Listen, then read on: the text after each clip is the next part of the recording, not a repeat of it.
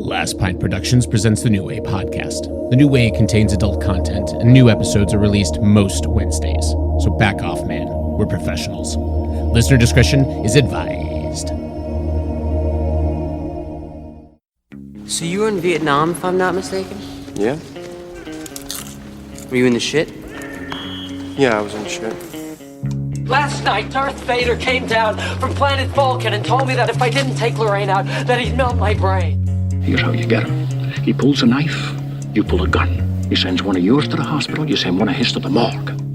We came, we saw, we kicked its ass. Everybody wants to be naked and famous.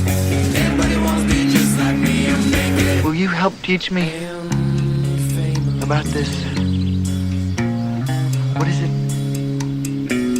A new way? Hello! Let's get ready to rumble! Hello and welcome to the New Way podcast, where we break down pop culture so you don't have to. I'm your host, Matt Shank. I am in the studio today with one Benjamin Scott Wilson. Oh, hello. And one Mr. Nicholas Santa Croce. Hello. You know, Matt, I'm wondering how many times have we broken down pop culture so our audience hasn't had to?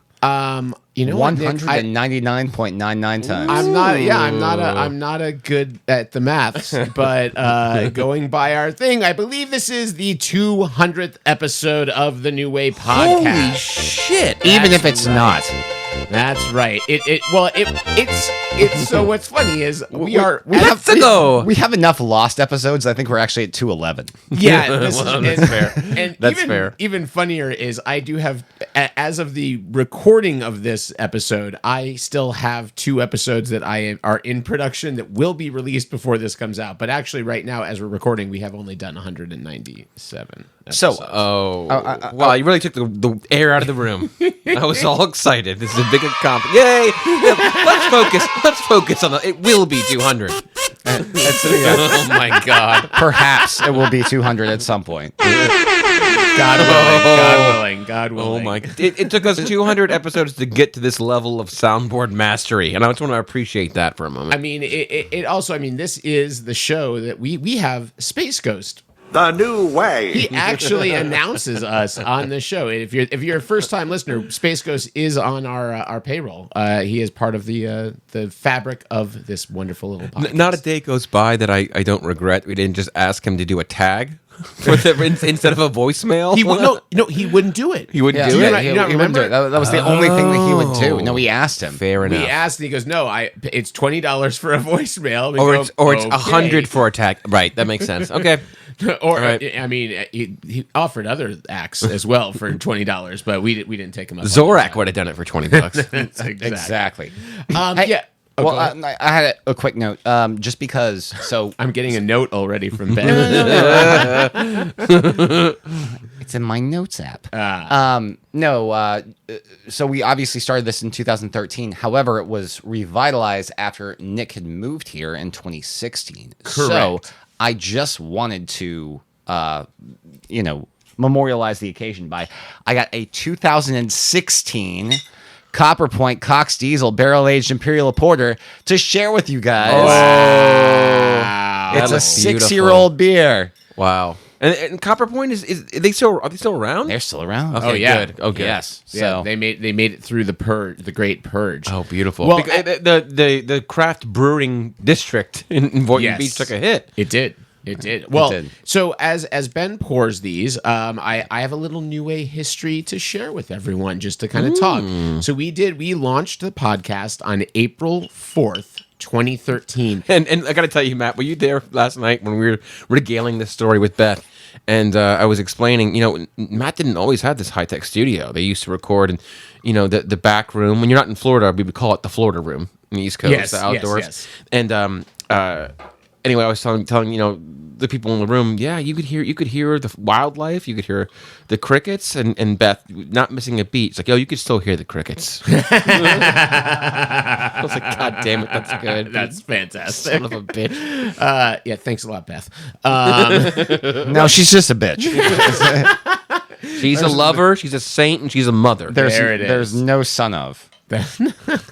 Well, it is crazy though. So April 4th, 2013, kids, that's coming up on 10 years ago. We started this little endeavor with just Ben and me, and then we added Nick in the 2016. So a toast to this 2016 Copper Point beer. Cheers. To you Yeah, gentlemen. it's been bottle conditioned for 6 years now. I smell raisins. Ooh, I like this. This is very tasty. That's actually delicious. It's not as raisiny as I feared for you, Matt. No, it is not super. It's not overpoweringly Raisin-X. Raisin-X. I think the 6 years in the bottle did a good job. In the what? In the bottle. In the butt. In the bottle. 6 years in the butt. 6 years in the butt. You said in the butt, right? Is it just me? What? That's the In kind the of Freudian slip we'd expect for our 200th episode. Well, so now our 100th episode aired on August 24th, 2019. And in case you forget, we all did New Way musicals. I'm going to play just a couple of clips. It was still our best episode, for sure. I'm going to play a couple of clips here. This was from Nick's portion of the musical. You ought to ask Ben Wilson, the original pre-code film fan. The greatest podcasters will soon be eclipsed by his braid of non-stop film-centric quips. On the New Way. Oh, well, there never was there ever flaunty endeavor, says Benjamin's old-ass film expertise. I missed the Cats He's references. a riot, he is tall and he lacks the ability to softly exhale. That's my favorite line in the entire thing. You know it. Critiques have gotten to scale. He can polish off several six-packs. Oh my God. Relatively concise. Oh my God. He's always believing that You know the words. Junet's framing device. Junet's framing device is inspired. But yeah, Well, to your own horn, it was inspired by you. I texted you for help with the exact line. I don't remember that. Yeah, that's why you love it. Yeah, I still remember the exact. If you go to the end of that track, I still remember exactly what it was. When you were like, "Hey, can you send me like like some sort of film criticism, some sort of like snooty. deep Be take, snooty. be snooty, a deep take?" And I was just like, Gus Van Sant is a hack and owes his entire filmography to Belatar or something along those lines. And you were just like, "This is perfect." it absolutely fit perfectly within the timeline. I didn't need to edit that karaoke track at all. Yeah, and I got a little taste of what you must have felt like, Ben, with the Gadwalling groupies in the first row singing the words to your song to you. I just felt that in a small scale. He knows the words, He man. knows the word. It is That was very adorable. impressive. That made my night. I I thought I was the only one that re-listened to that 50 times. We also have Ben did a dystopian musical that name checks Nick here in the beginning. Communication has been broken, with no government in place, and with the EMP technologies exploited in the war having wiped out all television and digital forms of technology. It's this time we are introduced to our hero, Nick, of the Clan Santa Croce of New California, who becomes obsessed with the culture of old America after stumbling upon a treasure trove of vintage vinyl records, a hand-cranked turntable and speaker, along with a book he cannot read. That is my favorite fucking line in your entire thing, along with the book he cannot read. He cannot read. It's so fucking funny to me. Twilight Zone-esque. And then I featured a little bit of Beth in one of my musical numbers from my New Way musical, which Killing on the soundboard. Oh my God. Will you help teach me about this? What is it? A new way? Beth penetrated horses. Designed to penetrate. And the fans raised their voices. Designed to penetrate. Beth penetrated horses. Designed to penetrate. And the fans raised their brilliant. voices. Designed to penetrate. So good. Beth penetrated horses. Designed to penetrate. And the fans raised their voices. Designed to penetrate. Beth penetrated horses. Designed to penetrate. Jeez. And Was the this fans raised how their voices. crackhead? Designed to penetrate.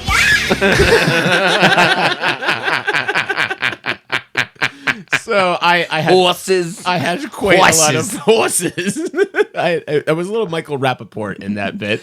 Back when I was camp counselor. Yeah, so that was our 100th episode, August 24th, 2019. 7 months later, COVID hit, and we recorded episode 120, Contagious Movies, our first quarantine episode, and we recorded 37 additional episodes in quarantine, locked away remotely from our thing. So we've gone through a lot. We have, in the 100 episodes since our first 100, we have a new way drinking game developed by superfan Patrick. We've had a super contributor, a Werner Herzog game, which is the only one in existence. We got new contributors like Dr. Rick. We have new segments. Of all the things I'm proudest of on this podcast, I think the Werner Herzog game is probably the Learning Herzog. Do you think if I ever ran into him, do you think he would record a tag for $40? I bet he would. I think that he would do it just off of. I think he would. I think he would. I gotta find somebody with a connection. It has to happen. Well, and we have had, we've had a lot of fans like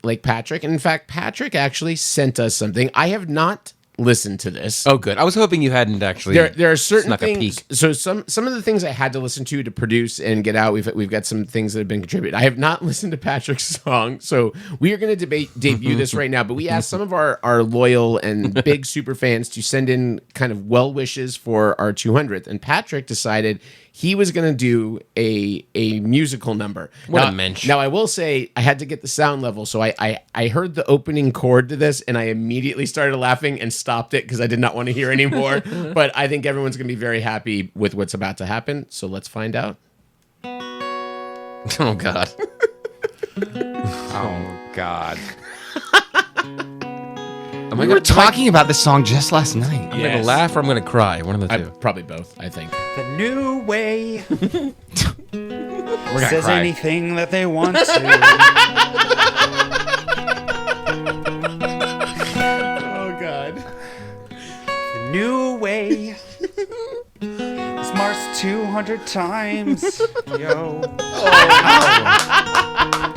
Patrick, stick to your day job. And I thought that my game was simple. And I thought that I could hold on. Oh, my God. And now that I am queasy, now I know that I did something wrong because I drank you.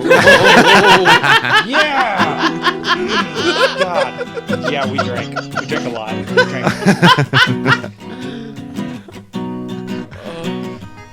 The new way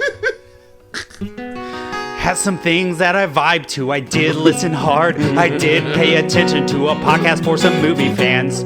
All 12 of them. I just wanna pee. Ben's on the mic again. He's only saying aliens. Drink, drink, drink. Hold my pint glass up and my eyes roll back, cause my rules say finish that drink. Movies were fun in 1996. Cheetos and sodas were a different kind of sick. Matt Shake is flustered, then he's squeaky while Nick's dying on a hill that no one quite gets. Well, that's not a rule, so I ain't drinking. But now, surprise, motherfucker, it's a rule. Oh, no! I'm on point more, they think my Werner Herzog clever, but that's not what I'm shooting for. Just really love the core.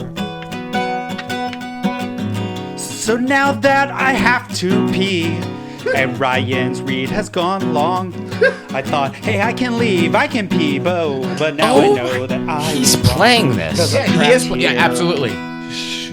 Yeah, we're on air. So I may never watch Perdition or care about Pre-Code. I'm sorry, Matthew, that you're hammered, but you keep me coming on because I make you look good. The new way. Yay. Congrats. 200 episodes. I think I jumped in at definitely not in the 30s. I have to drink. Shit, drink. Drink. And remember, you three middle-aged white guys, you can say what you want to. Wow. That is fucking real. I have no I am words. I am a little misty. I'm not gonna lie. The irony is that Patrick was totally off key and then just suddenly just dialed it in just to fucking excoriate all of us. The lyric work there Amazing. made me blush a little bit. Amazing. That rivals you, Matt. My God. God. That's one of the most amazing things I have ever heard. Patrick, thank you so much. That's like that was Rudy amazing. coming off the bench. That was unreal. Can you send that to me? I mean, before this is even published, I have to play that for my wife. Yes, we absolutely. Wave format, please. Want the highest quality. God damn it. No MP3s up here, motherfucker. Yeah, that was unreal. Wow, Patrick, thank you Patrick. so much. Fuck, Jesus. I shouldn't have led with that because the rest of the show is not going to be nearly as good as that. We But should have ended we're on gonna that. try. Well, here we go. Kind of what happened when I led with our 100th Exactly. episode. Well, what I'm going to do next, so I've listened to parts of this, although I have not listened to Ryan's portion because it was very long, so I'm not sure exactly what it's going to be. But like I said, some of our loyal listeners and callers wanted to wish us a happy 200th episode. So here's a little bit of, as Ben likes to call it, the in memoriam. In memoriam. I always said it's Green Day. And it does sound like we have died, and this is what's going on. But here you go. New Wave! Congrats, guys. Congrats on your 200th episode. This is Casey from Philly, longtime listener, never called in, and probably stay that way. But love listening to other people talk for hours and hours on this podcast, which is the only podcast that I now listen to. I come to hear musical parodies, erotic readings. I like hearing the drinking game. I like hearing the Halloween drunk fest, the hard-hitting political commentary. I like and also hearing any discussion about the movie or the musical Cats. Those Yes! are all my favorite events. Yes! But like others, my favorite listening experience for the New Wave was episode 75, Talkback Culture and Big Ryan. I still today remember walking down the street back from work off of the train and listening to the discussion of whether or not Tom Hanks came or had sex or came in the movie Big, and the people thought I must have been insane because I was laughing, crying, walking home late at night after a long day at the office. So you guys have given me a Definitely lot crying. of joy Yeah, good over Lord. the past 200 episodes, just listening to you. Certainly through the pandemic, one of the things that really was enjoyable during a really, really dark time in all of our collective history. So congratulations, guys, and here's to 200 more. Cheers. Dearest Wow. The New Way hosts, I want to congratulate you for making it to 200 episodes. Wow, that's amazing. Somehow, despite all the crosstalk, the bad takes, the worst jokes, and the questionable content, the sponsors stuck by you and kept this thing rolling. While many of us stumbled on the pod while looking for a good Christian podcast, we found the multi-layered voices you offer irresistible. I'd be remiss if I didn't say, as the resident physician of the pod, that you truly have been an enema for the ears. In all seriousness, I love what you guys do. I can't wait for the next episode, and I'm honored to be part of your whack pack. I'm just glad I missed the first 33 episodes. Anyway, felicidades, motherfuckers. Drink. Whack Pack is canon. Although I'm about 200 episodes behind, I just wanted to congratulate Matt and Nick and all the guys over at the New Way podcast for 200 remarkable episodes. I've been a little too busy making nut butter, but to celebrate, I'm going to take a mad hit off my bowl right now. Wow. Wow. There it is. This is...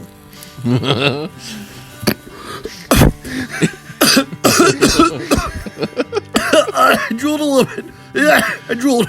There, drool coming. I'm drooling. Drooling. Jesus Christ. All right, guys. For 200 Wow. episodes, I thought, what can I say about the New Way? Who's what this? can I Ryan. contribute I'm joking. for this milestone? And I was really drawing a blank.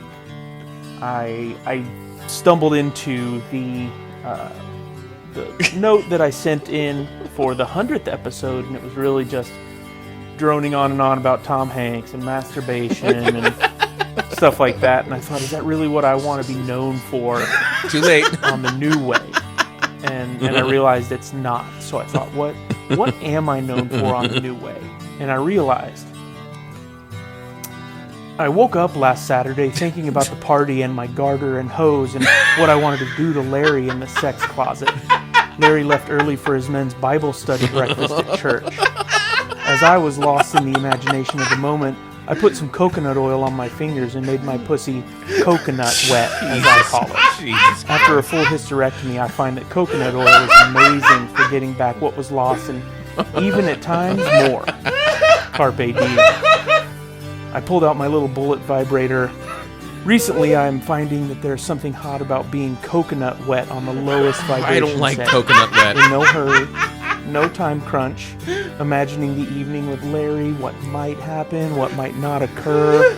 Maybe I'll suck his dick. Maybe I'll bend over while he drills me from behind. My breathing is getting heavier. I'm getting closer to orgasm. I'm learning new and fun ways to jill off. I turn the vibrator off and insert my middle of two fingers in my pussy. God. I like masturbating while my fingers are in the love hole.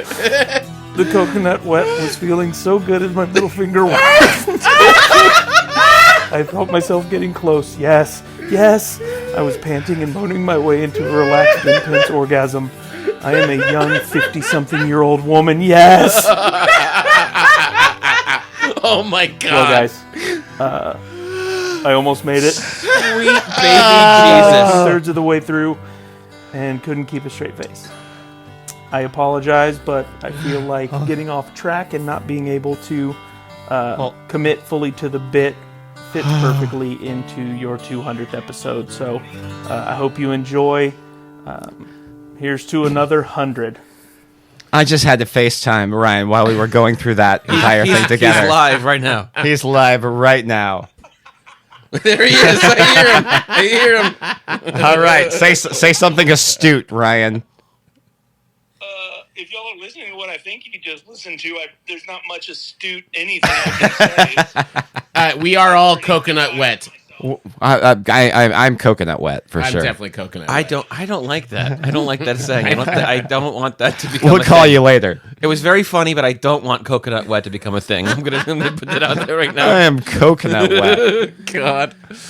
Oh well, shit. I'm gonna attempt to follow that with something I put together for you, Ben. It's my 40th birthday. I want to be coconut This wet. is true, and in fact, what I did put together for this podcast is something for your 40th birthday and to celebrate you beating cancer this year. All right. I wanted to get a bit of a song parody. Look at us. Oh, look at you.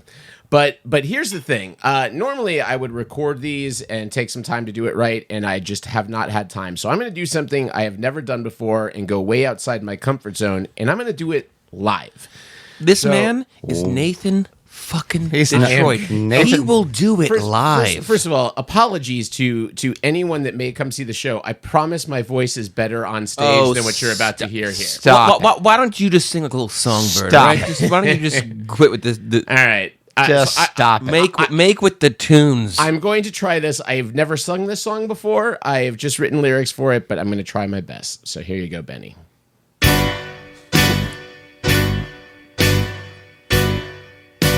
Jesus fucking Christ.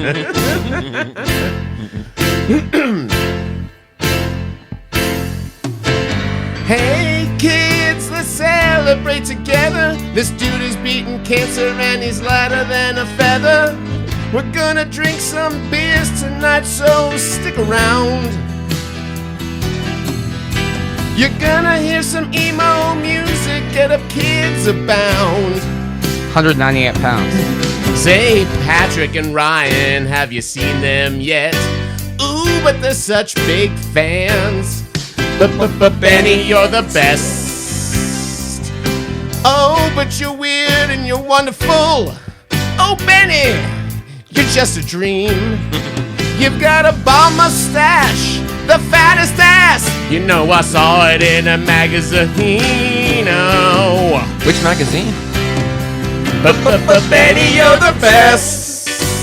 Ooh, Sports reverb. Illustrated. Very nice. That's live producing. I think that was on the karaoke track. Oh, fair enough. Fair enough. Okay. Well, never mind. Hey kids, the new way celebrating. Benny beat the cancer just like he's masturbating. There it is. He did survive in order just to hear this song. So tonight they're dancing in the streets, celebrating his mighty schlong. A dong? Say, Casey and Rick, are you hearing this? Ooh, in our top fan mark. Benny, you're the best. Oh, but you're hung and you're effortless. Oh, Benny, you make the fans cream. You've got an awesome wife. You live the life of a big shot in a magazine. Oh, Benny, you're the best. Benny, you're the best. Happy birthday. We love you. And that's it. And there will be no more of this. I didn't get any falsetto. God. After beggars singing emo music last night, I am incapable of doing falsetto today. So I apologize. For those who are unaware, I had a party last night that was Ben is emo about turning 40, and there may have been some alcohol involved, some stuff sung. Yeah. There were a few 1975 songs were sung. That is not worth. No. A few of them. Just a few. Just a handful. There may have been a little bit of Jawbreaker. You would have thought that a 27 track, a little bit of the anniversary, a little bit of the Go Kids. Yeah. Well, that's fine. That's fine. So, Nick, now you have put together a game for us for today that I think we're going to play next. Does that work for you? Yeah. You know what? Let's go ahead and roll that theme song, and I'll introduce our new game. It's the new way. Who knows who? Now, this game is very simple. I asked Ben and Matt to submit a few questions personal to themselves. I'm going to give those questions to the other person, and let's see who scores better. Let's see who knows who on the 200th episode of the New Way Podcast. Thank you. Production. Hey, that's live production. Again, that's live production. Thank you. That was perfect the fact timing. that any of this shit came together is a goddamn miracle. Well, so I'm pretty impressed. Look, so far. and what a better encapsulation of 200 episodes. Somehow it came together, right? We always come together.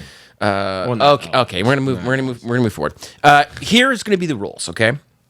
You each submitted 4 questions to me about yourself, about your personal taste. Now I also have the final round, which will be questions about me. That will be the finale. That's the best part of the game.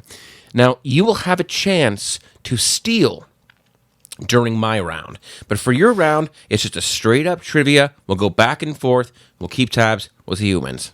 Sounds good? Motherfucker! Ready. All right. So, first off, we have Ben, we have Matt, who submitted 6. So, Ben, you're up first, okay? And what I'm going to do here is I'm going to just be judicious myself. First question, okay? This is a layup. Layup, Ben, so don't get this wrong. It's very easy.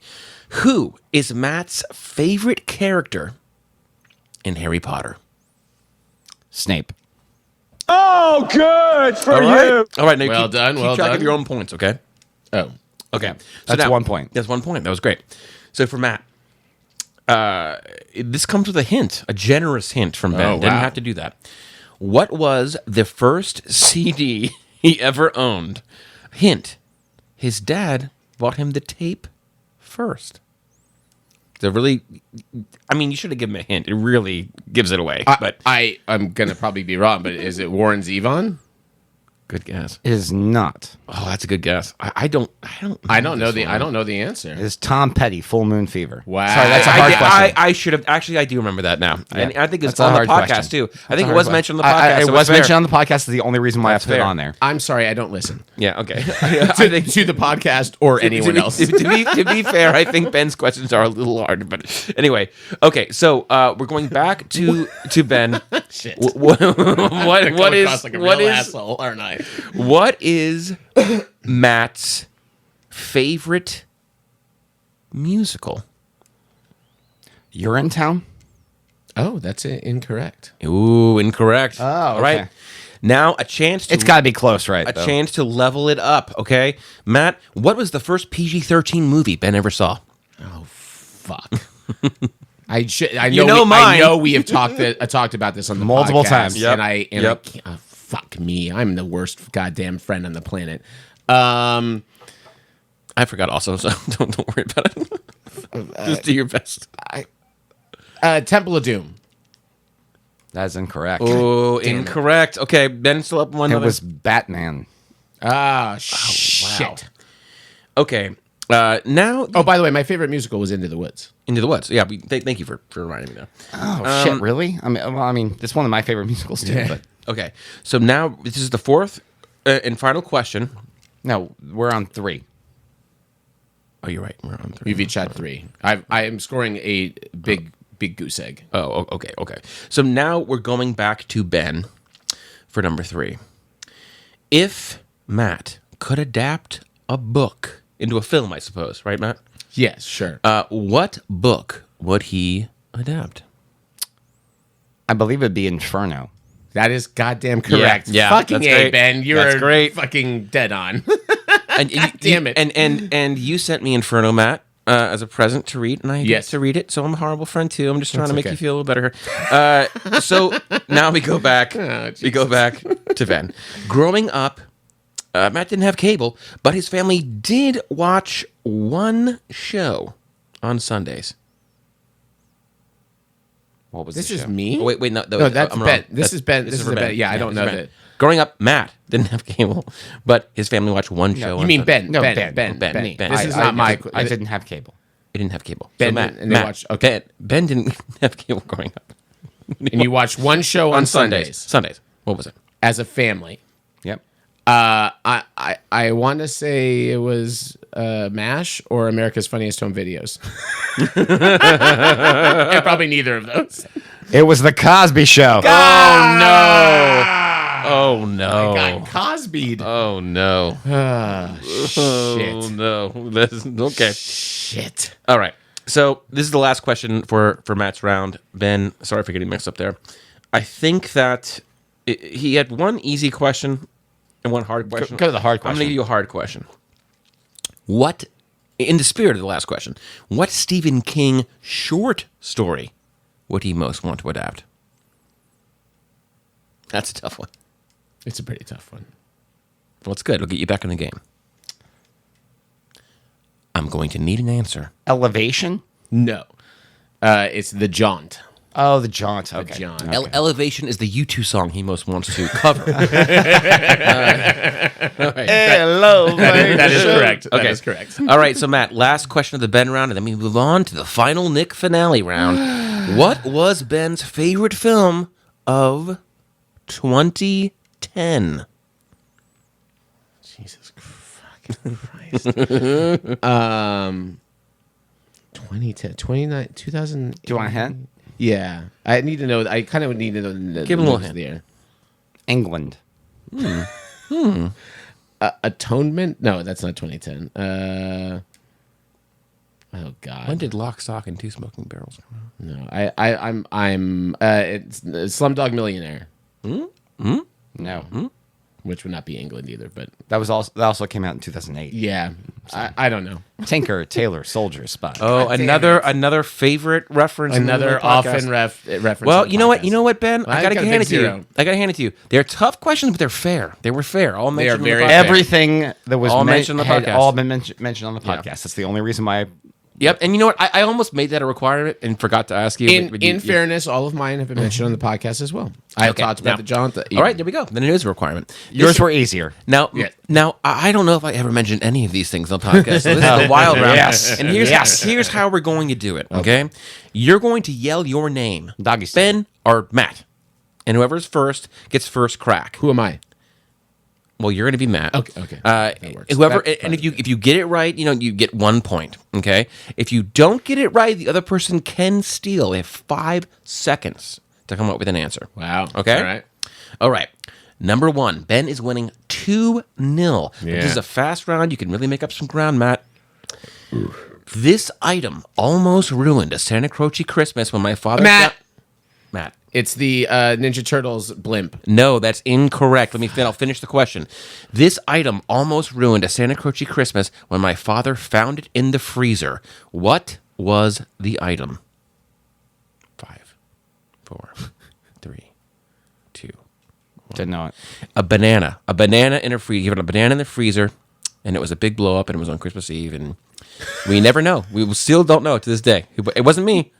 We'll never know. I think it was my sister. Anyway, the next one. Holy shit. No points awarded. Okay. Wow. No points awarded. I'll tell you the feel full like story. I feel like this was You didn't know the banana story? Banana in the freezer? I feel this was like an exercise by your therapist, and we're just going through like a free round of therapy. I gotta get my money's worth, man. It's like $200 an hour, okay? All right. So, next question. Remember, buzz in. My family has a cherished, silly-faced ceramic mug from Maryland's esteemed Sugarloaf Craft Festival for decades. It was named after one of the 2 quick change comedians in the musical Cats. What was the mug named after? Just name a cat. Matt Mungo Jerry? Incorrect. 5 seconds to steal. 5. Ben? 4. No. No. I was just. You don't have to buzz in. Okay, I don't have to you buzz have in. 3 seconds. 3. 2. Can I make a second guess? Can I Mr. say Mistopheles? You are incorrect. Rumple Matt, Teaser. Yeah. You know what, Matt? I'm going to give you half a point. You have half a point. It is Rumple Teaser, the second half of Mungo Jerry and Rumple Teaser. Quick Change Comedians was a tell. Ben. All right, next question. I have maintained. We have made 3 Cats references on the episode. I know. Nick's like, I wish we talked about Cats more. I love it. All right, I have maintained that the same film has been my favorite of all time since I was 13 years old. Name that film. Oh my God. Back to the Future. That is correct. Wow. Ben has 1 point. I thought it was The Godfather. It is not. How many papas has the band Ghost had up until now? 7. That's incorrect. You have 5 seconds to steal. No, that's right. Matt, Correct. 6. Incorrect. The answer is 5. Papa Nil, Papa Emeritus 1, Papa Emeritus 2, Papa Emeritus 3, and the current Papa Emeritus 4. Cardinal Copia doesn't count. He was a cardinal, not a papa. Oh. Next question. But also, aren't there 7 albums? No. The answer is 5. Next, so we got 3 to 0.5. 3 to 0.5. Now, Ben, this might give you a leg up here, okay? But we'll see. What Fraggle Rock character did I pitch as the name for the band Ben and I played with in college? What, you didn't say her name. You didn't. Ben? Traveling Uncle Matt. Nope, incorrect. Incorrect. I'm going to steal Uncle Traveling Matt. Uncle Traveling Matt. Matt. Shit. Uncle Fuck. Traveling Matt. So we got 1.5 to 3. Fuck you. Okay. Now, this is going to I got it right. No, I you just- didn't get it right. No. I believe you said a bunch of words in Matt, the wrong order. you said Matt Uncle Traveling? What did you say again? I I'm said sorry. I said Blues Traveler Uncle Matt. I'm sorry. I'm Munkle sorry. Fraggle Travel. Look, if Ken Jennings can't accept it, I can't either. Fraggle Stick Car. Oh, that's holiday appropriate too, Matt. Nice. Okay, so this one's gonna work a little differently. You only need to name 3 of my top 5 comedies of all time. Ben. Wet Hot American Summer? Correct. A Christmas Story? Not in the list. It's not on your list. Sorry, Okay. not on my list. I know one for sure. Election? Should be on your No, list. no, you're done. You're done. All right, Matt, you can steal. Big Lebowski. That's 1. And You need 2 more. oh jeez. Well, no, he already named 1. Right, it doesn't count for you. What? Fucking fuck. Bad Santa? No. The next one, I can give you one more guess. I know. I don't. All right. Big Lebowski, Blues Brothers, Wet Hot American Summer, Pee-wee's Big Adventure, and Basketball. Pee-wee. Basketball, nice. Yep. Okay. Okay, we're almost through here. There's still time for you, Matt, to catch up. Okay. My 2 biggest childhood crushes had the same last name. Who are the celebrity paramours? Cooper?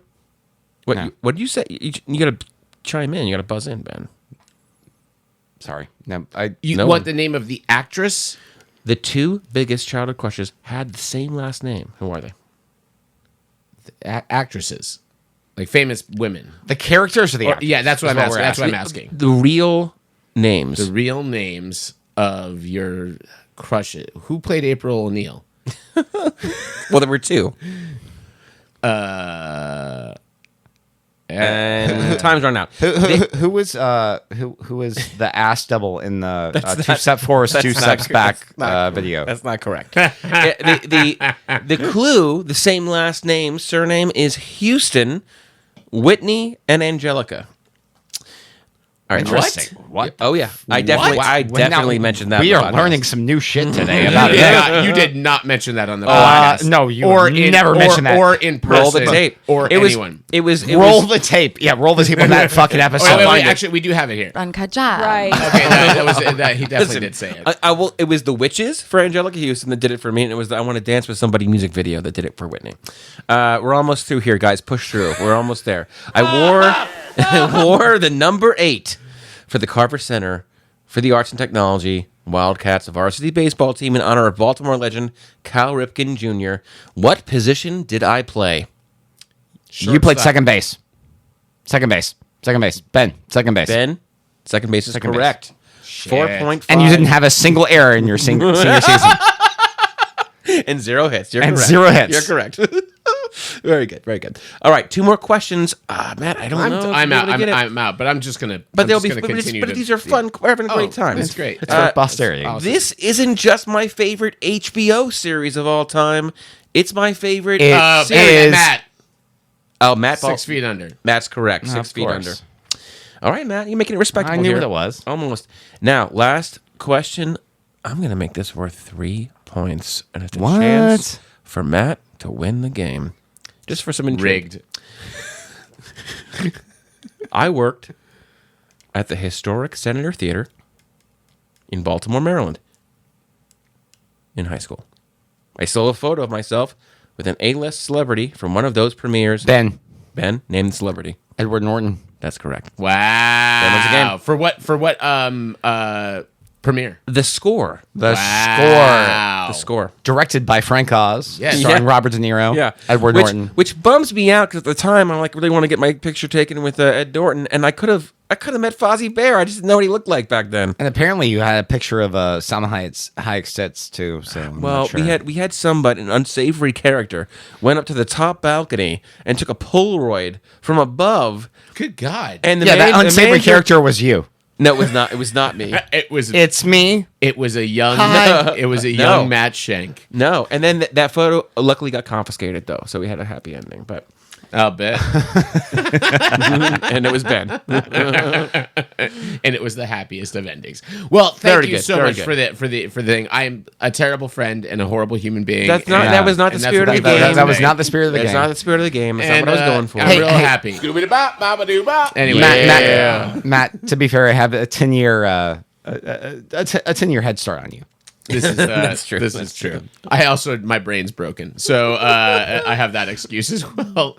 So that's kind of the portion of the podcast we'd set aside for our kind of celebration and talking about it. We had another podcast we were going to do separate from this one, but we kind of ran out of time, so I decided that we kind of do a little bit of a year-end kind of wrap up. But really, we wanted to talk about a few shows and movies that kind of came out towards the end of this year. We haven't had a chance to really get into that we were all big fans of. And the first we have talked a little bit on air about is the Weird Al biopic that aired on Roku of all places, with Daniel Radcliffe playing young Weird Al, and I cannot stress how enjoyable and happy and wonderful that movie was. And shout out to my friend Jamie Kennedy for editing that film. A different Jamie editor friend. Yeah. So I haven't gotten. We haven't heard anything. I've never. Well, I'm interested in Nick's take on the movie. I've never seen something that wasn't done by Lonely Island that felt like it was done by Lonely Island. Yes. Like so much as Weird was. It really did feel like it was like a Schaefer and like those guys. You know, I hadn't really thought about that, but now that you mention it, it reminds me of the Oakland A's. The Giambi. And I'm Mark. And Mark. Yeah. You're right. Actually, I hadn't thought about that. No, it was very Lonely Island-esque, and I would say features two of them in cameos as a major. Yeah, of course. They're in the movie, but I would say of major motion picture releases, the thing that I could most closely equate it to is Hot Rod. Yeah. It feels. I love Hot Rod. Hot Rod's Absolutely. a great movie. I love. I mean, that's on the short list of top 5, top 10 comedies maybe. If that was the trivia question, Hot Rod made it slipped in. It's so good, and also that pool party scene that's talked about a lot since Weird came out, with all these celebrities playing celebrities doing cameos, was especially meaningful for me because there were 2 Baltimore icons randomly at that pool party: John Waters and Divine. Wait, was Divine and not John Waters. Divine is definitely Divine's in it. But I don't remember. Oh, Zappa. That's what I'm thinking. Zappa was there. yeah. No, it's the scene is great. It's a whole Boogie Nights pool party riff bit with every cameo of every 80s star. Conan O'Brien playing Andy Warhol. I mean, come on. Well, and I love that. And dumb, stupid shit. They talked about it in a Conan couple... O'Brien and David Bowie are in the same company now. What it's so funny is that they talked about that scene, and I think it was Weird Al that was saying it on Seth Meyers, and he's like, "Yeah, we called up Yorma, and we're like, hey, we'd like to you do this thing." And he's like, Yorma literally flew himself out the next day, and he's like, I'm pretty sure he brought the Pee-wee suit with him. Like, I don't think we costumed him. I think he was just like, I've been waiting for this call my entire life. I'm coming right now as quick as I can. It's gonna be great.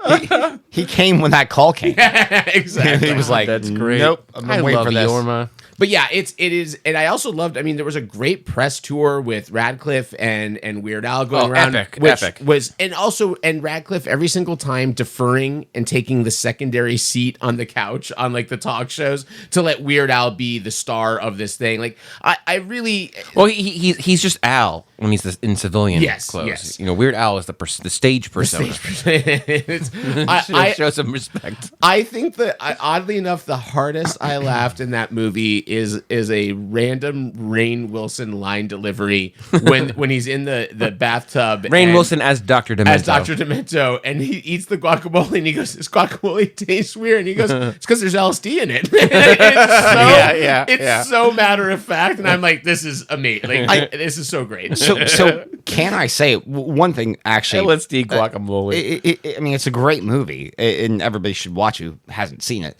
But no, I did not realize until I was actually watching the movie that was Evan Rachel Wood playing Madonna. Oh, she was so good. Man. She is so good. She is so on point. And I was like, I like, obviously she's a fantastic actress and is phenomenal.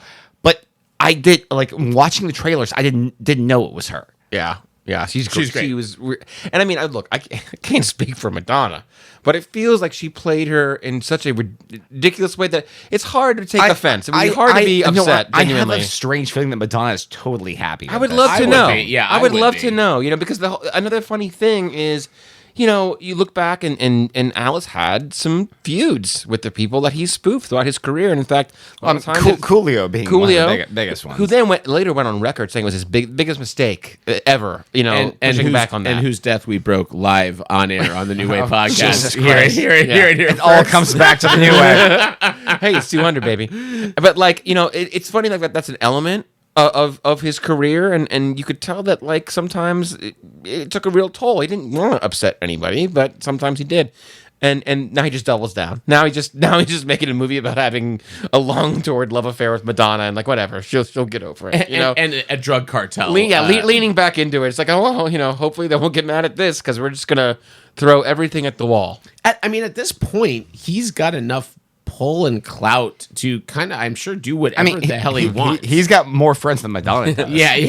One of my favorite Weird Al stories, and I've yet to do like a meet and greet and meet him, and really, I never got to meet Stanley, and I need to meet Al. I need to meet this guy. He's one of my biggest idols of all time. But if you're a straight white dude, almost 40, you could probably guess that we're almost 40 might feel good for you. Yeah, it feels great. 40. It feels great. It feels great. I got a couple months. Fucking asshole. Welcome. But my hopefully Frank won't mind me telling this story. Frank McGrath, dear friend of the podcast, was going to a wrap party for Children's Hospital, and Al had been a secret guest or a special guest that season.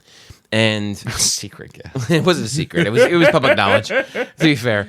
But they're at this rap party, and like, you know, you got cordial, you got people with connections. There are just tons of A-listers, and just, you know, some of the most stunningly beautiful women in Hollywood are there at this party. Hour and a half in, Al walks in and just gets mobbed by 33-year-old dudes, just completely mobbed.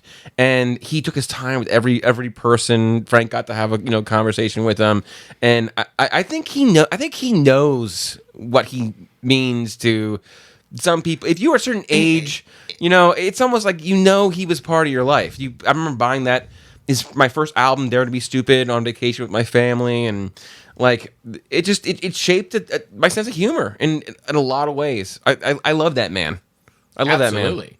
Well, I mean, we mentioned this on the air before, and it is one of my favorite anecdote things. But my brother, who works with Alex Lackamore's sister, basically, and it was the one question I got to ask him when I met him, which was basically, Lin-Manuel Miranda and Alex Lackamore talk about having the meeting with Weird Al and Weird Al doing a polka version of Hamilton, where they were like, we had a Kennedy Center honors this year. We won an Emmy. We won Tonys, and that was the most nervous they've ever been. No, it was the biggest validation they had of me, and they're like, this is a lifelong dream for us to meet this guy. So when I met him, I was like, how was it meeting Renell? He goes, we had lunch together, and it was everything you dreamed it would be and more. And I was like, I fucking love you, dude. Like, that's so good. And to hear people that are making groundbreaking musical theater that are like, yeah, I grew up listening to Weird Al, and that's where my lyrics and shit. And I mean, it's such a validation for us. I mean, we were middle schoolers in the mid '90s that got made fun of because we liked Weird Al. But everyone liked Weird Al. Everyone liked Weird Al. It might not have been cool, but everyone liked Weird Al. Exactly. Agreed. And this movie did extremely well, also, which is kind of amazing. I will say this. What was your experience watching the Weird? What did you? Do you have a Roku TV? I mean, box? I came twice. No, I mean, like I had. Wait, Madonna looks so good. Oh my God, it's Evan Rachel Wood. Yeah, Madonna looks so good. Listen, Radcliffe was chiseled from marble in that movie. I keep getting targeted things for like hymns. Since that night. God. So yeah. Well, no, they know. They're listening. Everyone, be careful. And They're really, listening. can we talk about Daniel Radcliffe for just a brief moment of what a fantastic I love that use man. of his career and what he is able to do to just basically do weird, crazy. Was it one of you two that said like any actor in the past decade, Radcliffe is making the most change? Like, you're right. No. He's taking the most chances. I said that he has utilized his career better than anybody else has because he had his vehicle and said, "Fuck that! I'm going to do what I want to do outside of that." Who else is going to be in the fucking Daniels movie where he is a farting fucking corpse? And he was supposed, and I'm really bummed out. He was supposed to be in Everything Everywhere All at Once as the role that the director wound up playing. That's the BDSM executive that they like keep going to in the one universe. That was supposed to be Radcliffe, but he had a scheduling conflict. But yeah, he just makes crazy fucking shit. How do we get this man? How do we get this man in the MCU? How do we get him in? I don't think he wants to. No, yeah, I don't think he does either. He's not there. But how do we do it? I mean, they've talked about him as Wolverine. Yeah, I know. I don't know about that. They really they like him as the Wolverine. I like the size. But listen, I trust him at this point. I mean, if he thinks he can do Wolverine, the thing I think he can do Wolverine. He's a really solid fucking actor. Like, yeah. I mean, he's really good and Horns wasn't that good of a movie, but he was pretty compelling, which is terrible because I love that book so much. Me too, dude. I mean, we're both big, Joe Hill fans. Yeah. So he's working constantly. Like he has a TV series that's the guy that did Man Seeking Woman, his follow-up series called Miracle Workers, which they've now turned into an anthology. Oh, wow. So like the first season was about like people that work for God and they answer prayers. The second season was a like Oregon Trail riff, and this third season comes out in January and it's post-apocalyptic. And like he's doing the shit he's doing in that show also, like last season he plays this reverend, and there's an episode where he gets drunk and winds up doing like a gay burlesque like S&M thing and fucking commits, like gets in a like bustier thing and goes fucking wild. And I'm like, who does this? No one does this. No one like risks what he risks to just be like, yeah, it's funny to me. I'm going to do this. It's going to be great. No, he definitely has a strong case of the I don't give a fucks. I mean, he has Potter money. He got and now he can Potter money. But he can in 1 year get naked with a horse off Broadway, and then the next year he's Weird Al Yankovic. Yeah. Well, I mean, he was in Equus. Like he did full frontal nudity. Oh yeah, that's on what Broadway. What he was talking about. That's what I was referring to. The horse is Equus. But the crazy part was that was 2009. Get that drop. What does Beth think about that? Design dependent. Yeah, I don't got it, kids. It's okay. It's okay. No, that's also. I love there was an interview with him that I thought, again, like a kid that just doesn't care. Someone's talking to him about Equus, and like it's some shitty interviewer, and of course they're like, oh, like were you worried you were gonna like get aroused on stage or what would happen? Because he has to like, there's a bit where he has to like get on top of this girl, and he literally goes, no, the exact fucking opposite. I'm doing this show every single night. And he's like, God, I wish my dick was getting hard and doing something on stage. I'm fucking flopping around like with nothing out He's here. like, my dick is in front of 2,000 people. And, I'm like, Did he say that? He 100%. He goes. It's the exact. Did he say, opposite. I wish my dick was flopping No, around? he did not say. I'm paraphrasing. Well, I mean, it's he important said context, wand. Matt. He said wand. He's contemplating what Daniel Radcliffe was actually thinking. Listen, as his dick was flopping around in front of 2,000 people. We've done 200 episodes. Let's have a commitment to journalistic. Come on, integrity here. Yeah. All right, I think we're better than that. We now. have no integrity. We have 200 episodes under our belt. All right. And breaking news: Busta Rhymes has passed away. Stop it! God damn it! You motherfucker! Don't even. It's looking over like. I'm like, I didn't get that alert. So the other Busta. property I really wanted to talk about with you guys, we have not talked a ton about it. Is please be Andor. It is the best, probably the best TV series of the year, and it's Andor. Let's hear. Let's hear Ben. Let's hear it. It's not the best TV series of the year. Oh, it's boy. the best TV series of this decade. Oh my God! Yeah. Wow. Ben was. I quite think that Andor is the best thing that's been on television since Better Call Saul. Ooh. And and it's tough. Like Better Call Saul ended this year, and I 100% agree that it is phenomenal. But Andor almost edges it out because the tightrope act that it is following is so difficult. Like with the fandom, with the story, the constraints. There's a lot that has to be happening there that they are getting away with. It's unbelievable.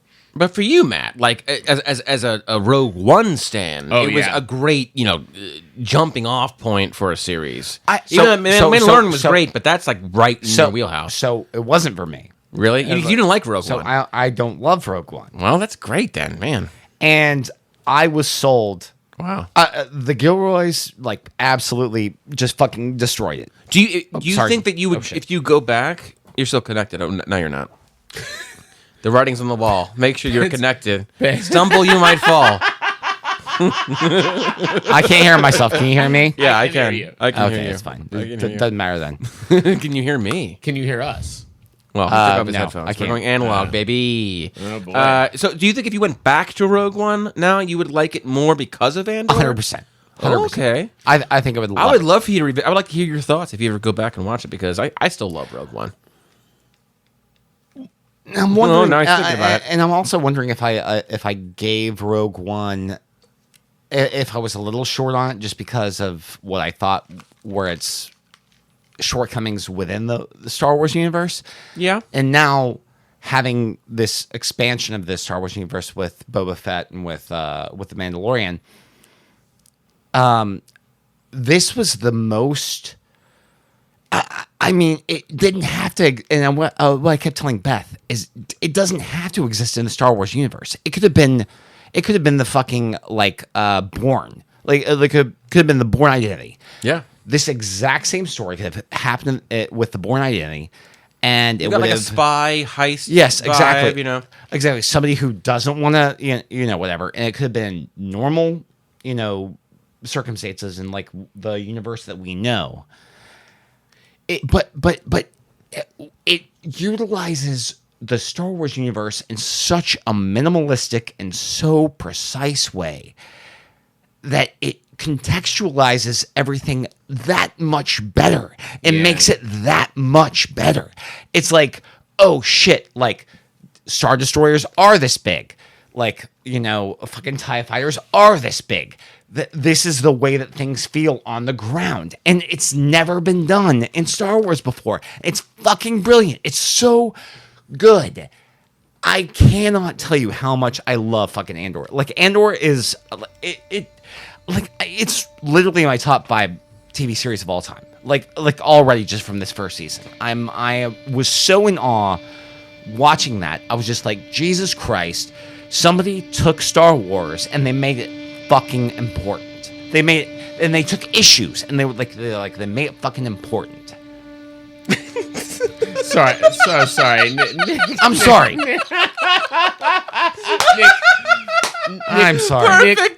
Perfect. Nick requested the Nick sound effects for going on a rant, and I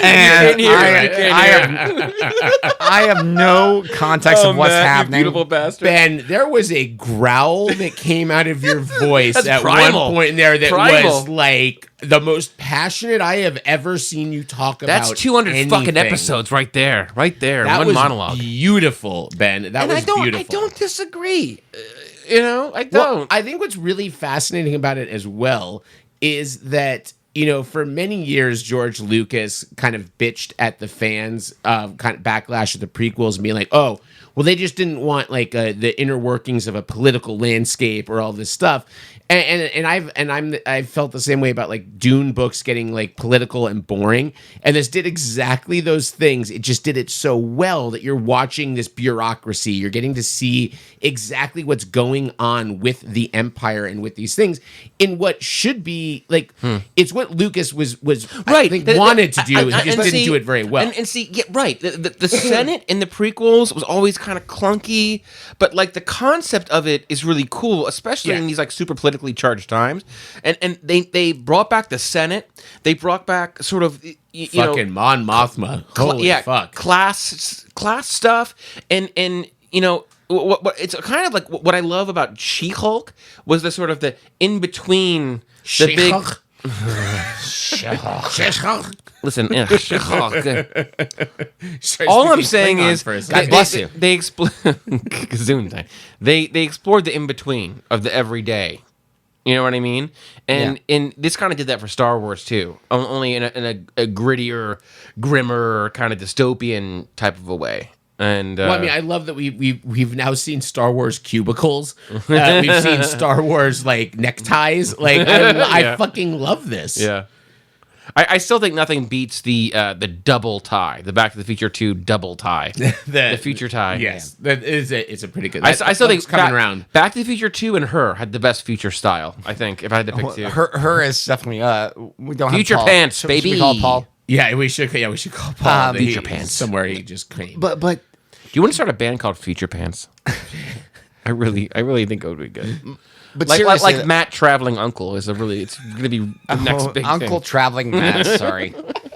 Jesus Christ. It was funny. I think in fairness, he said Traveling Uncle Matt, which does sort of work. Yeah, sort of work. That is better. It's close. What were you saying, Ben? No. I was just interested in if you have any context of like anything that's been released recently that is relatively close to Andor. Well, as far as a quality standpoint, because I really don't have, and I don't watch a lot of TV anymore. I will. That should be on the podcast. Gotta go Saul. So I will say this: there is a really kind of cool trend happening now that I didn't really realize was a trend, and I honestly didn't click for me until I was listening to an interview with Rian Johnson the other day, and he was talking about Knives Out and the Knives Out sequel, which I haven't had a chance, which comes out in a week, I think, Yeah, on streaming. But what's really interesting is they were asking kind of like, he was on Smart List. They want to know why he decided to do this kind of murder mystery. And he said, what he always loved about Agatha Christie and the stuff growing up was that most of the things were set on this backdrop of class warfare of the haves and the have-nots. And that's where it kind of Knives Out hit it. And then you see things like... And you're also like White Lotus. I mean, that's the exactly what I was going to say. say. So now you're hitting all of these different things that are basically really looking into what is the haves, what are the have-nots, the how the other half lives, the help versus the professionals, all these things. And Andor's doing the same thing. We get to see what's going on in these other planets and these outliers that are these basically like a blue collar working planet. And you also see like the Empire, the inner workings of the Empire, of the people who don't agree with what's happening, and they want to like go about doing their own thing. Like, Star work. Well, and even the ones that don't necessarily even know what they believe in, they're just they're just in cogs and bureaucracy. They think they're doing, the character thinks he's doing right. He thinks he's going after a criminal. He's gonna learn now that he's on the other side of it what that means. Still, like one of the most compelling characters I've seen. Like the fact they kept cutting back to him, and I was like, that could have been such a 2-dimensional character. And like his mommy issues and like all these weird, and how unfucking predictable. Like I love that the fans were like they made a internet proof character that you're like, we don't know what he's gonna do. And then he turns into like a fucking like one of those like January 6th guys, where he's just like, I'm gonna show up. An insult. 100%. I'm gonna fuck shit up. It doesn't matter because I believe in this so hardcore. And I'm like, wow. I mean, there are some interesting political messages in there. There's some interesting like socio-economic messages in there. It's like never beat you over the head with it. It still felt natural in the world of Star Wars. But here's the thing: is like I mentioned it like this earlier. If you've ever watched Michael Clayton, like Michael Clayton is a movie where not a whole lot happens, but it's so fucking compelling and so like there are two major things that happen in the movie. There are plot points, but it's mostly about the characterization and the way that people interact. And I think that's acting and directing, and that's harder to do when you have a different director every episode. And the most fireworks that happen are at the very end between Tilda Swinton and George Clooney when they have this standoff. And it's all acting. And I was like, acting. I feel like that's what's kind of happened with this show is that it's just they almost marginalized the big stuff. Well, which was the problem with Boba Fett, and that was the problem with Obi-Wan. Well, Star Wars has always been big. Dude, go big. Yeah, and it was like no. Instead, they're making the smaller moments, the big moments, and it's just the acting, and that's exactly it, man. And Diego Luna is Diego Luna. Nobody, there's nobody in a Star Wars property. I did not like Rogue One. There was nobody that has done a better job acting in a Star Wars property than Diego Luna did in that. Honestly, everybody in that I will back that up and say everybody in that series, include Genevieve O'Reilly as Mon Mothma, is just fucking doing some amazing work. And then the girl Stellan Skarsgård is doing a fucking great job. Everybody is. No one feels like they're slumming it at all in that. Fiona Shaw, you've got some big heavy hitters on the character actor side of things, but I love also that they now it was met with derision from a lot of the Star Wars bros, of course. And what I love is that like it's because they subverted all of these things. They didn't tie. There were no episodes that ended with this big reveal of a character that we've seen before, that like Darth Maul's going to show up or whatever the fuck it is. It's all of these small things. Every episode ends on a small moment. It's not. You were talking about that, Ben. It's not a cliffhanger. They're not these big things. It's these quiet little beats, and then they end the season the exact same way on a quiet beat, very much kind of Fellowship of the Ring style. And it's not a toy show. It's not about big set pieces and other things. I do like Ben had my favorite line of he goes, "Yeah, I want to get my Andor action figure where you pull the string and it says fuck your rebellion." That's the funniest line I heard all year. It made me laugh so fucking hard. Yeah, maybe it was a good decision to cut the Andor pod racing scene. Although, and then they have these small moments like Luthen in his ship, and it's a action set piece that tells you a ton about the character. All of a sudden, you realize, okay, this guy is like What is his background? He has to have military background. He's does this evasive maneuver. He knows exactly what the Empire is going to do. He knows exactly how they're going to handle it. And you're getting all of this information of like, oh shit, this guy is way more involved and has way more history than we know at this point. And it's a cool visual scene, and it's over in a minute. You know, it's perfect. I also was just watching it. Really, kind of felt like, is it time for Andy Serkis to break out of genre films? You know what I mean? I mean, like, he already has. Yeah, but like I just feel like he directs movies. He now. did direct Venom too. I mean, I would like to see him in some more dramatic roles that aren't genre films, because I think that he commands some weight. No, I mean, in some of those scenes. He's an exceptional actor. Yeah, he really is. But you know, what is he known for? Putting on the mocap suit and crawling around. But people talked about that back when Lord of the Rings came out. I mean, like they were like, no, there's a campaign for him to he's be. He's a great actor, right? But what has he done other than genre films, really, as an actor? They're all sci-fi. They're all, you know. I mean, he was in Black Panther. That's a superhero. That's a genre film. I guess so. I mean, I think that he carried a lot of weight. He's been in some smaller movie. He has done more stuff. I think he's got I some like to weight. see him. I like to see Or be a you springboard could watch for him. his son, which is the greatest thing that happened. Wait, what? His son, Barnum or Bailey? Wait, what is happening? No. Andy Serkis' son is in Circus. The Kid Who Would Be King. Oh, I didn't know that. I know you have brought that. I mentioned that on the podcast. I know you brought times. that movie up a lot of times on the podcast, and I still Good thing have I not didn't put watched that it. as a trivia question. I would have gotten it because Ben is the one movie Ben has mentioned more than Aliens, or Alien, which is kind of impressive. Or Alien, Andor is. I'm so glad that they. I feel like we should go back to my house and watch that movie. I would do that. I do like that at least it has. They've greenlit the second season, which I believe is it. I believe that they've said that the story is told.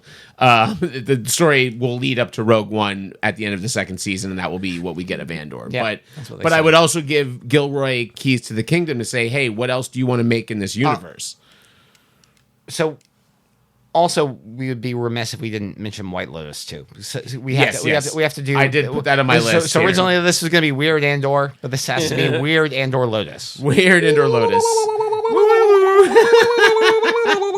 I walked out last night at this birthday party of Ben's, and I was having a conversation about White Lotus inside. And I walk outside, and they are playing on acoustic guitar and singing the White Lotus theme, which is the most, like, I thought I was going crazy. Me and Ben were noodling around. We figured it out. I thought I manifested it. Like, it was such a weird, I'm like, how did this happen? It's And then we realized it was the same chord progression as Zombie. Yeah, it is. It is amazing. A little What's in your head? Well, a little dash of cranberry. And what I think it's great as well is that Mike White has done the same thing that Ryan Johnson wanted to do with Knives Out, of like telling this class story. The murder mystery isn't really important. Talk about two guys. Shit, I haven't done that Hey, in a while. for the 200. Listen, drink. There was a while where you didn't knock over a single pop. I know. Funko. I fucking did. But that was like a nod to the past and an acknowledgement. I think you did it just to punctuate that. Yeah, I did did that. But no, I was gonna say. Yeah. Anyways,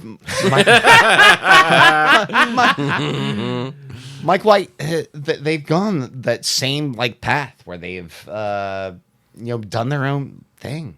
Yeah, awesome. After doing Survivor, Yeah, and then coming back and taking things from Survivor and putting them into White Lotus.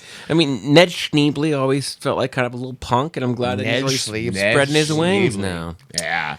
Yeah, you know, White Lotus, and again, He was also one of the primary writers on Freaks and Geeks. Yeah, he was. No kidding. And he was in one episode. He was the guy on the couch. If you remember, they're like, "Is there a guy on the couch in there?" And the guy sits up, and it's Mike White. Oh, that's funny. I don't remember that. Yeah, the thing I like, you mentioned like what touches Andor in terms of quality, and you wouldn't put White Lotus there. It's not on that level, but in terms of just like watchability and enjoyment, yeah, like it's hard to touch those past two seasons. I blew through both seasons in like a week and a half. Well, You know? I think White Lotus it's not the same type of enjoyment, but it's the same kind of level, I think, of quality of something like Succession. Like Succession is infinitely watchable and enjoyable. It's not high art. And sometimes it's easy what it's doing. Well made. White Lotus is probably a little bit harder, I think, in terms of working a little bit harder than Succession, because you really are you're carrying whole scenes with these conversations of people that are basically, what is the difference in opinion? Like the two couples in this season of White Lotus, they're on the trip together, have some really interesting just dialogue with one another. What they do with the two couples, especially, is really interesting. Yeah, they hit on some like relationship nuance that I haven't really seen on screen. That we can all say like, oh, I remember being in a relationship like that, or like doing that, and like the whole theme of just doing what you need to do to survive, disassociating. No, it really resonated. But it was so strange watching that show with my wife, because she was like, "Oh, Audrey Plaza's me." I was like, "I don't think you're that cold." Sorry, Ben.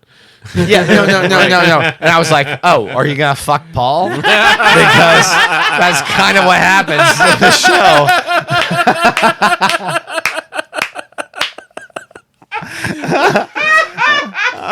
We fucked my wife.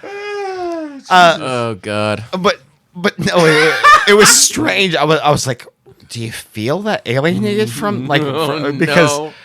But like ironically, like I felt like her husband, in a way of just being like the type of person who's just like, no, I'm not gonna, I shut everything down or whatever. Go for the run in the morning. Don't. Yeah. Don't, oh God. But it was super interesting to watch that show. He has Mike White has a real interesting, he does, insight, and he's a super insecure guy, but he has a real interesting insight into just the way that the human mind works and the way that people relate to one another. And I think it's because he's a totally unrelatable guy. Like he's always been on the outside looking in. He's always been that like. He said he was always not the cool kid or whatever, and just wanted to have his parents like him, wanted to have friends like him and stuff like that. And he's just been watching people his entire life, and that's what. Oh yeah, I mean, I think I mentioned this to you guys earlier, but one of the TikToks I got on White Lotus TikTok, hardcore for about a week, and the algorithm served me up some real treats. But one of them was someone that took some scenes from when he was on Survivor. Yeah, and they cut him, and he said like, sometimes I just don't know what I'm going to do next. I like to surprise myself, and it's the same monologue that Daphne had, and we realized there's a whole section of TikTok dedicated to proving that Daphne is Mike White's Mary Sue. Terry Gross asked him straight up on Fresh Air. I was like, did Fresh Air influence what in a happened? Fresh can too. Yeah, and he was like, yeah. He's like literally like every single cutaway that we have where it's like, oh, we have this conversation and then it's like rough waters. Yeah, he's like, that's what we would do in Survivor. It was they would show something normal happening and then would show like sharks fighting over a piece of meat. He was like, oh yeah, this is totally dictated. Oh, that's great. He was like, I am absolutely 100% like aping Survivor. Wow. That's what's happening in this show. I also I realized it happened before he had this huge hit on HBO, but there's something really like he was on Survivor after he wrote fucking School of Rock. Yeah, that's still pretty good. Yeah. Yeah. But I do argue that this is maybe his true pop culture coming out. But you're right. Credit where credit's due. At the same time, it is cool going back and watching those clips and seeing how happy he was to just participate in that. It wasn't like a too cool for school of rock. It was I'm a participator. I'm in. He was completely into it, and he looks back fondly on it. And to me, like I don't know, He like was I in can 2 hang, seasons of Amazing Race with his dad. Yeah, I can hang with someone like that who does things for the experience and is like just wants to absorb life like a sponge. And we mentioned it off air, but I want to make sure we mention it on air for anyone that hasn't watched White Lotus. I will say, watch both seasons. Season 1, watch for Armand, who just steals the whole fucking show, and amazing. One of my favorite characters in TV in a long time. That's potty. And I will say that I will say this: he is not in season 2. My biggest concern and worry was that season 2 was not going to be as good without that anchor, and it was maybe better than the first season. Yeah. But I will say that I kind of felt originally after seeing the first episode, outside of the conceit that the first episode starts off with a death and you don't know who it is, the anchor is always going to be the manager. That's what it's going to happen. And you find out in the second season, it's still an amazing actress in the role of the new manager. And Valentina. Yeah, absolutely great. But it wasn't the same. She wasn't the anchor, I didn't feel like. So there's still... Well, I think also they a have some completely sleeves. different kind of character. But I will say, I remember texting Ben in the middle of the finale of White Lotus and just saying that if you're an actress and you're studying to act, the monologue that Daphne delivers in the finale is For your maybe consideration. the most Solabella. amazing fucking piece of acting that just fucking blew me over. It is amazing. Every Insta story, like 10 straight Insta stories at one point, were my friends with a screen grab of that scene saying, "Just give her the Emmy. Just give her the Emmy, one after the other. Give her the Emmy. Give her the Emmy." It's impressive also in that her character is played so light through so many parts of the season going up to it, and it's so pivotal that she so can good. pull off that moment. That's I can't imagine a casting director casting that role because you're like, listen, you're for 6 episodes, you're going to basically be kind of vapid trophy wife with a couple moments here and there, and then all of a sudden you're going to come out fucking hard. And you need to deliver. Like, you need to nail that. Jay Cool hints at like you do what you do to survive and disassociate with that line when she's having sex, and he's like, "Well, sorry, I was dissociating," and it was kind of foreshadowing. But that theme kind of stayed persistent. But it was really Daphne that drove the concept of, look, this is my life, and I'm going to do whatever I need to do to cope and get through it, and if it means completely disassociating and living a kind of a fiction. I'm really sorry for ruining this show for everybody, but it's totally worth ruining at this point because 100%. I don't think actually we've said anything. I didn't say anything. I was choosing my words. Yeah, I want to say one more thing. I want to pitch the next, and it's kind of like the last thing that not in the Maldives. Well, I pitched it for the new Deadpool movie for them to just market Wolverine and then him being in a throwaway scene at the end. In that same spirit of pissing off the audience, I think the next season should be this ensemble cast that is chewing scenery and whatever, and you find out that the dead body is like an extra, is a featured extra that no one knew of the entire series, and it ended like that, and everyone's pissed off. The next season... You're going 2 seasons. If you get renewed after that stunt, then you find out that death was connected to another one in the next season at another White Lotus resort. So you want to make a White Lotus cinematic universe? Well, I love the idea of subverting expectations. Now that the only real truth, there were a couple. Sometimes there's a character connecting the series, but for the most part, it's the concept that we start off with a death. We don't know who it is, and the series follows up to that point. What if the death has nothing to do with your cast? It would be like crazy, right? And that was... You'd be looking for clues the whole time, and you'd be like, guess what, motherfuckers? That's exactly what Mike White said. He was like, I had no idea. All I have to do is put like a dead body at the beginning of my shows, and people are going to watch it. Right. All of a sudden. What's funny to me, though, is I don't give a shit. Neither season have I cared about the murder. So I love the dialogue of these characters. Right, is what that's what I'm there for. But here's the thing: is like then you're on board. Right? Then you're on board. I don't care. Yeah, I don't care. So I think one of the funniest college comedies of all time is Orange County. I fucking love that movie. Mike White, all the way through. It's a Mike White. It's kind of semi-autobiographical, actually. So, I'm always on board with anything that he writes and anything that he does. I love the fact. So apparently, on scripts, Jennifer Coolidge doesn't have anything. It's like a script, and it's got everybody's lines. And I guess Jennifer Coolidge, it's just talk. Hey, she's earned it. If that means that she came up with top-notch gays, no. I am so happy. She 100% came up with these gays. I've been trying to kill me. abducted by these gays, and they're trying to kill me. That's 100% her. It's not just the line; it's literally these gays. These gays. They're trying to kill me. It's amazing. That's 100% her. God, honestly, watch. And I will tell you, the first season of White Lotus can be a little hard to get into. It is very chaotic. It is very stressful. The score, especially, will stress you out to Love that I love music. it, but Ugh. I promise, stick with it. It will 100% stick pays with off. it because you 100% pays have off. Alexandria Daddario's titties. Oh, there are titties, and then there are also Valentina. That woman is like 54 and rocking the And the new season. Yeah, the new season. Peppa Pig.